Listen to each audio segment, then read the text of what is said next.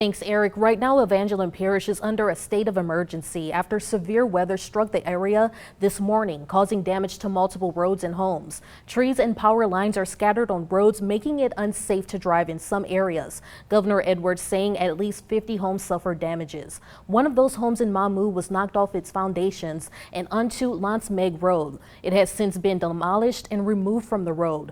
The homeowner was able to make it out safely. Survey teams are now working to confirm if a tornado touched down. And another family in the parish is also recovering tonight after a tree fell on their home during the storm. It happened in Ville Platte, and that's where we find Chris Welty with more. Chris.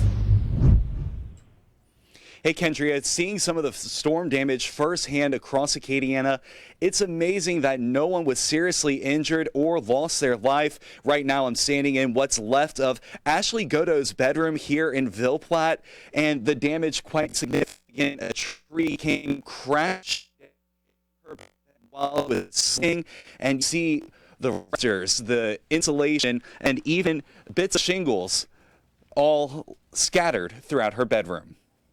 I really did not think that we were coming out of here alive. Ashley Godot and her significant others say it's by the grace of God they didn't die. Godot's phone went off with an emergency alert, but she ignored it. Moments later, her dog was waking her up. If you look to the left, the corner of my bed, the ceiling fan is sitting on it. I was sleeping where this insulation is in the middle. The rafters and the fan was on top of me. I had to push my way out of that in the dark. Godot said she tried calling 911, but the rain and hail was coming in and she could not unlock her cell phone. If this isn't a sign, then I don't know what else would be. How am I even standing here? We probably shouldn't even be standing in here right now. Everything that remains is gonna have to stay. Governor John Bel Edwards and Ville Platte Mayor Jennifer Vidrine toured Godot's home. In shock, everyone's alive. And it was pitch dark, rain coming in, hail, debris, and you're sleeping, that's... It might be good your dog was up in there with you too, huh?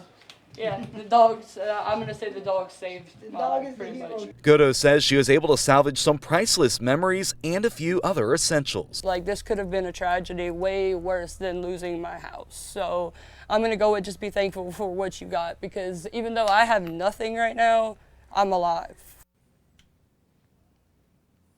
Now, the cleanup process will be a long one. It's only just beginning. Now, earlier today, City of Ville Platte workers were out here trying to clear the street of some of the trees that have fallen. And of course, there's power crews across Acadiana trying to restore power here in Ville Platte.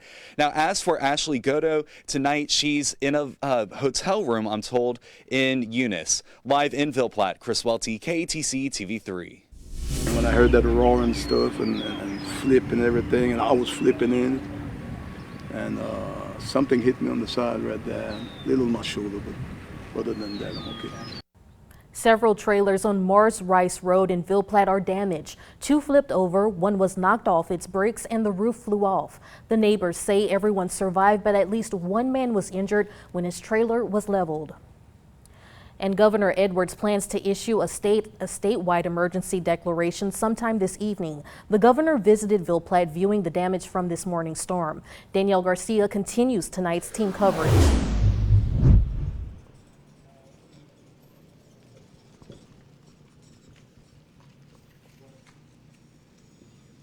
Kendria, the curfew and state of emergency here in Ville Platte are still in effect. I'm here at Hebert's Boudin and Cracklin Shop, and it's just one of the many places that got the brunt of this morning's storms. And during today's news conference earlier today, the governor asked people to stay clear of the roads around them, because if they need to go in the road, it could cause more damage than good. It can cause injuries and hinder the recovery efforts.